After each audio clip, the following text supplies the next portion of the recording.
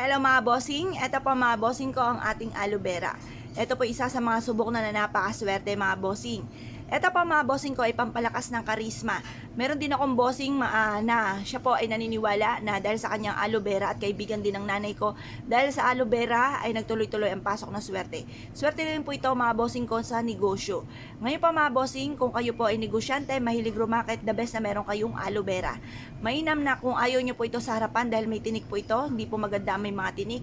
Lagyan nyo ito sa gilid ng inyong tahanan or sa likod ng inyong tahanan. Ang mentras na dumami ang inyo pong aloe vera ay mentras din na pagdami ng swerte. Ngayon pa mga bossing, talian nyo po ito ng kulay pula. Kumuha po kayo ng isang baso na may tubig na napakalinis at ilagay nyo po itong ating aloe vera. Ito pa mga bossing ko ay makakatulong upang sa ganon, higit ang swerte na dumating po sa inyo. Dumaloy ng parang tubig ang swerte po sa inyo nang walang humpay mga bossing. Ang aloe vera mga bossing ko ay malagkit. Inihalin tulad ito sa pagmagnet ng swerte mga bossing. Ito pa mga bossing ko ay isa sa mga pinakapamamaraan upang sa ganon magkaroon kayo ng strong relationship ng inyo pong family. May iwasan ng mga pag-aaway-away sa loob ng inyo pong tahanan at manatili ang anghang ng pagsasama ng isang mag-asawa or ng magsing irog mga bossing. Kaya mainam na meron po kayong aloe vera. Ang mentras sa pagdami ng aloe vera, magtanim po kayo sa inyo pong mga kahit yung sa mga lata na mga tira-tira, mga natira po ninyong lagyan ng ganito, ng mga biskwit, ayan, butasan lang pinakailalim, lagyan ito ng matabang lupa at tamnan nyo po ng aloe vera. Subok po ito na napakaswerte. Mentras sa pagdami, mentras din po na pagdami ng kaswertihan. Ngayon pa mga bossing, kung kayo po'y naniniwala, subukan nyo po na magtanim po ng ganito mga bossing. At mentras po siyang dumadami mga bossing, mapapansin niyo na parang lagi kayong iniaadya kung saan lagi kayo ay suswertihin. Marami tayong pwedeng paglagyan po nito. Lagyan nyo lang na ribbon na pula kung ipapasok nyo ito sa loob ng inyong tahanan or sa inyong pong kwarto. Para po makontra ang mga tinik po nito ng kamalasan. Kasi negative po kapag po may mga tinik mga bossing. Ngayon pa mga bossing, pwede nyo rin pong gawin, kumuha kayo ng isang lapis at magsulat sa dahon ng aloe vera kagaya po nito kung ano man po yung nais po ninyo na maganap sa buhay ninyo.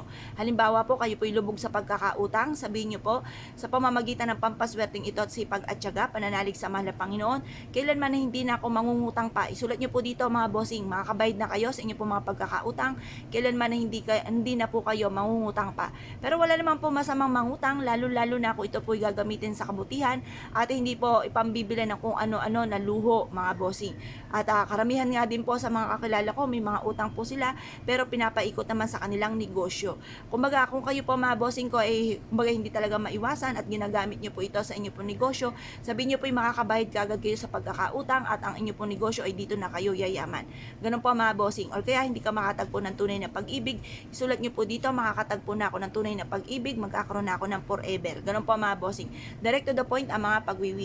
Ngayon pa mga bossing ko kayo po naniniwala at nais po itong gawin, hugasan nyo lang itong mabuti at ilagay sa isang baso na may tubig at ito po hayaan nyo lamang sa kusina dahil makakatulong din po ito mga bossing para magkaroon kayo ng masaganang pamumuhay. Ilagay nyo rin po ito mga bossing ko sa salas or sa inyo pong kwarto. Medyo itrim nyo lang po ang mga tinik mga bossing at lagyan ng ribbon na pula para makontra po kung ano man ang mga kamalasan na darating at magtuloy-tuloy ang swerte. Kaya kung kayo po naniniwala at nais po itong gawin mga bossing, asya, good luck po sa inyo po lahat.